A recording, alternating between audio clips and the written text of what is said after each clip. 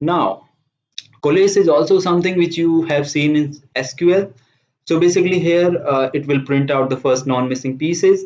So in the vector A, I have 1, 6, NA, NA5. Vector V, I have NA, NA3, 4, 5. Now if I say coalesce, then you might have seen the output. It prints out 1, 6, 3, 4, 5. Reason being that it ignores all the NAs. So it prints 1, 6, 3, 4, and then 5 is common. So one time it's 5. All right. So this is exactly same as you might have seen in the in the SQL.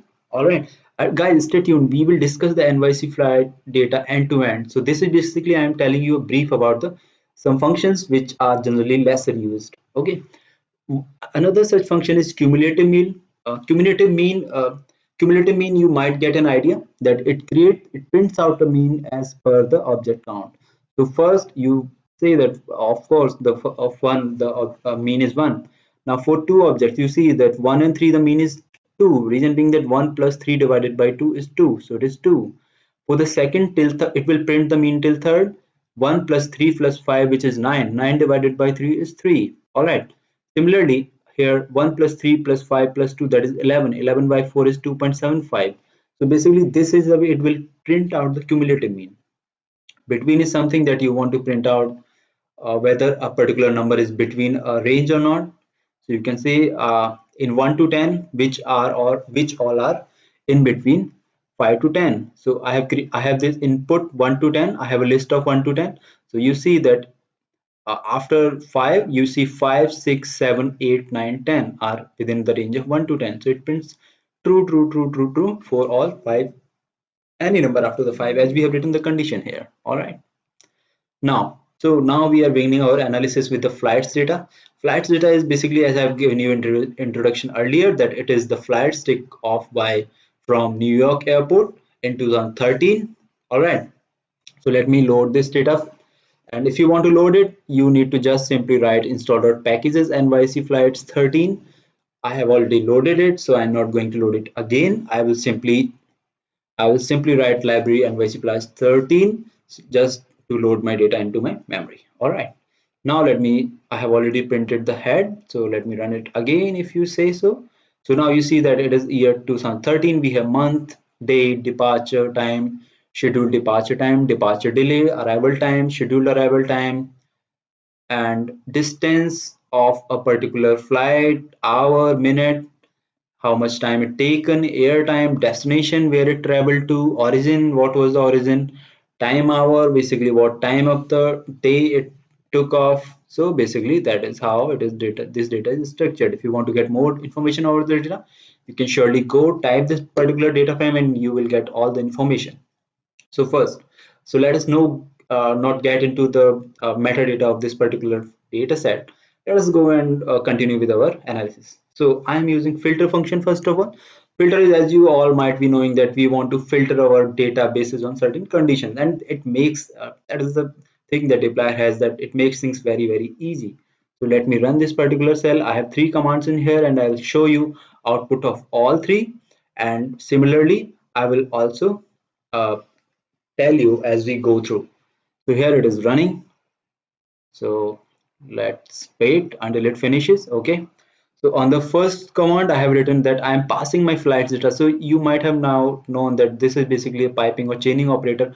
I am passing the output of the left hand side to the right hand side. So I am passing my flights data set to my filter command here. And I'm saying that, okay, filter me the data where year is 2013 and month is 2. Okay. So you see that within just this half line of code, this has given me now filtered my data on the basis of year is now 2013 and the month is 2. So all of my data set is now filtered, and this particular data frame contains all the data that has 2013 as a year and month as a 2. If you want to store it, you can simply write that let us say df underscore 2013. Let us say if you want to store this, you can just simply write this particular condition, and this way you can save the Dplyr data. So now if you see that I have created another data frame from this query, so you can just, this is the way basically the R command or the simple R functions by which you can store your data in the Dplyr. So you can store a query's data. And now You can also write filter condition that if you for the let me run it again for the sake. So let me run this thing again. Let me just make it as it was. Okay, and let me run it again so that I have all three outputs. So now for the second line, I have flights and I have used or condition. So let us say I want to say, okay, just give me the flights where the carrier or the plane was UA or DL. So these are basically the carrier names, United Airlines, and the second one, I don't know what is the name exactly of this particular airline. It is the abbreviation. So you might check it is there in the metadata. So for the purpose of demonstration, you see that I now have data of only DAL and UA. So basically you can use OR command here.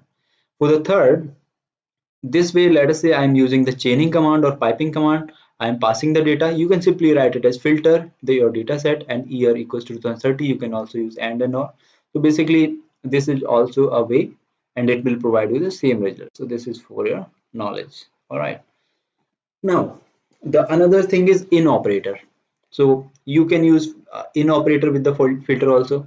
So now you can say that, okay, filter my data where career in, and you can provide your choices.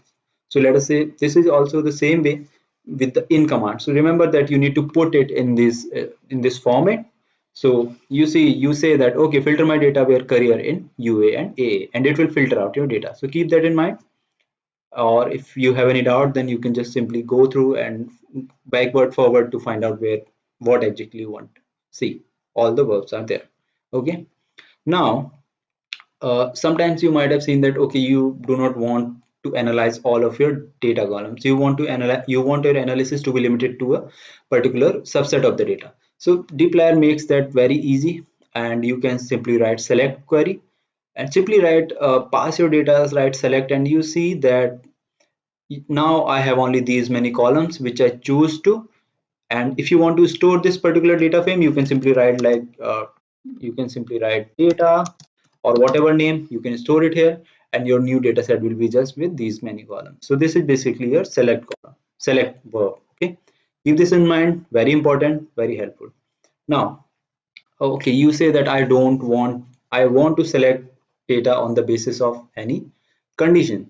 So let us say you want to, let us say in a case of missing value also, you want to treat your categorical variables differently, your numerical variable differently. So let us say that is the way you want to say that I want only my numeric data set or the columns which are numeric. So you say that select underscore if is a condition which, and after that you provide the function basis on which. So I'm using the R inbuilt function is dot numeric, and what it does that it selects the column only when those satisfies this particular condition. So what it does, it basically provides you all of your numeric columns. All right, so basically now you can see that I do not have any categorical variable. You see the destination or career, I now do not have them. It is just simply filtered out my data set based on that particular condition which I have written there. Selecting using containing text. Contains what does? Let me show you. Contains mean that it checks out all the columns of your data frame and figures out whether they matches a pattern or not. So here I have written the select command, my data frame name which is flights, and now I'm saying contains delay, contains time. So what I'm saying here, keep it in mind. I am saying that give me only those columns which either contain delay or time in the name.